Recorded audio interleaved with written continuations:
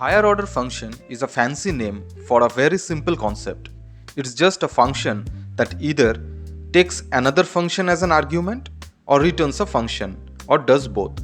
You have probably already used them without realizing. Let me show how they work. Let's go through this code line by line. We create a function called sayHi that takes one parameter name. Inside the function, it logs a greeting message combining hi with the name. Then we have another function called run. This one takes a parameter called cb that stands for callback, but it's just a regular parameter that expects a function. Inside run, we create a variable called name and assign the string Amit to it. The next line, cb name, is where the magic happens. We call the function that was passed in as the argument and we pass Amit to it. Finally, we call run and pass the sayHi function as the argument. So when this runs, run calls sayHi with Amit and the console prints hi Amit. This is a basic example of a higher order function. Run takes another function and as input and uses it.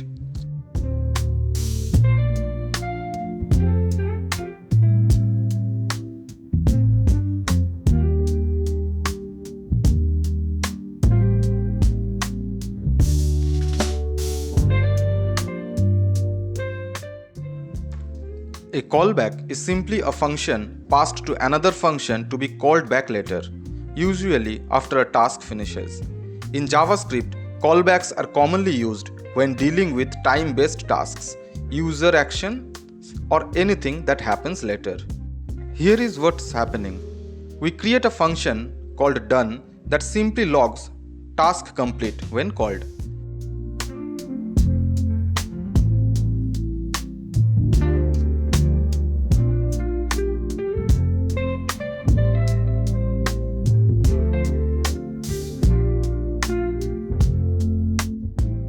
Next, we have a function called work which accepts a parameter cb. This is where we pass the callback function. Inside the work, the first line logs starting task to the console, just to show that the task has begun.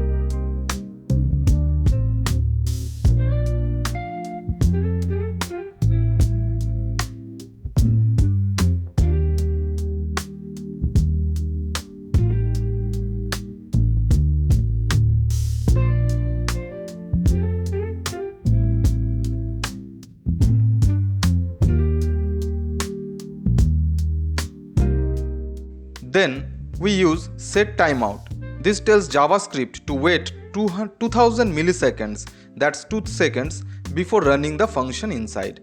After 2 seconds, task finished is printed. And then the cb function is called, which will run the done function we passed earlier. Finally, we call work done, which kicks off the process.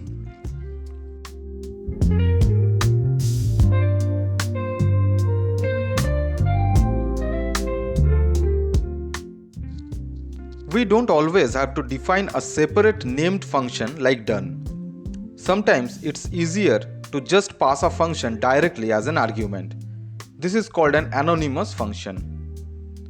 In this example, instead of creating a function called done, we pass a function directly inside the work call. This function has no name, that is why it's called anonymous. Inside this anonymous function, we simply log all done to the console. When the task inside the work finishes, this anonymous function runs and we see the message.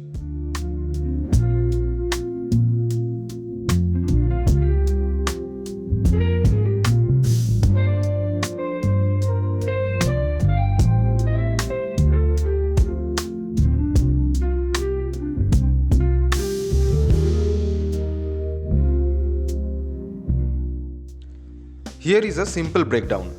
We create a function called multiply that takes one parameter x. Inside multiply, we return a new function that takes another parameter y.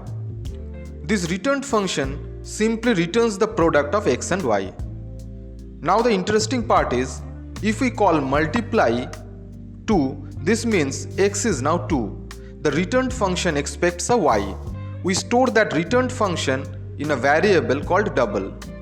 So double is now a function that multiplies any number by 2. When we call double of 4, it returns 2 multiplied by 4, which is 8.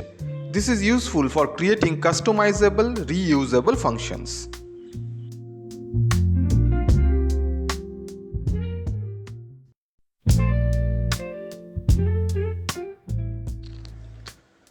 Higher order functions aren't just theory.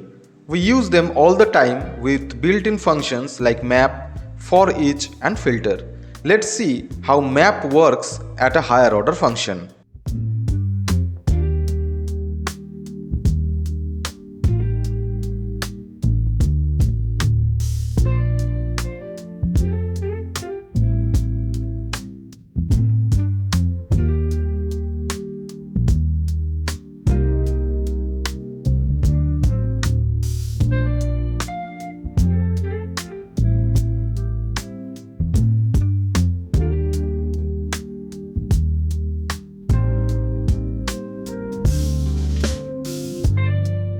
Function inside map runs for each element in the array. The parameter n represents each number one by one. We return n multiplied by n, which squares each number. The result is a new array called squares, which contains the squares of each original number 1, 4, 9 and 16. This is a common real-world use of higher order functions in JavaScript.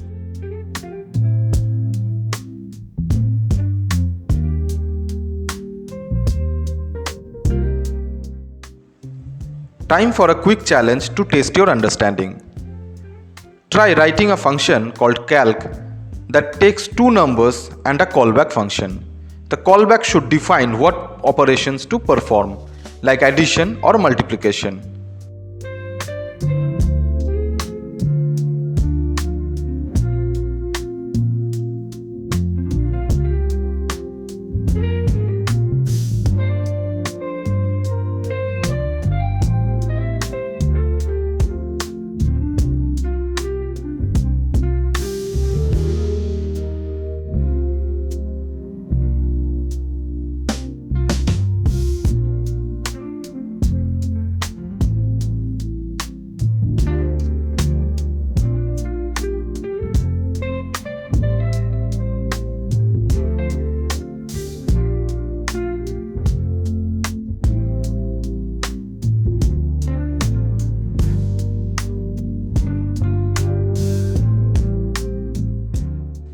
Now here is the walkthrough.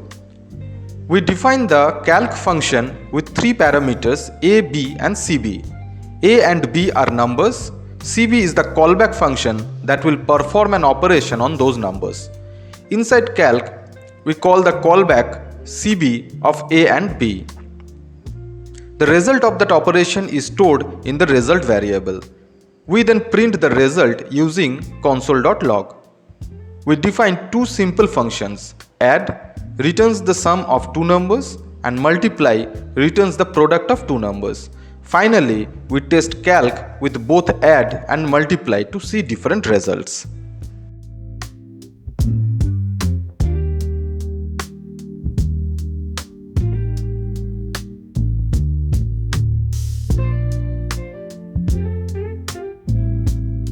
That's all for today's video. Thank you so much for watching. If you enjoyed this presentation, don't forget to hit that like button, share it with your friends, and leave a comment below. I'd love to hear your thoughts. Make sure to subscribe to my channel and hit the bell icon so you never miss an update. See you soon in the next video. Take care and bye for now.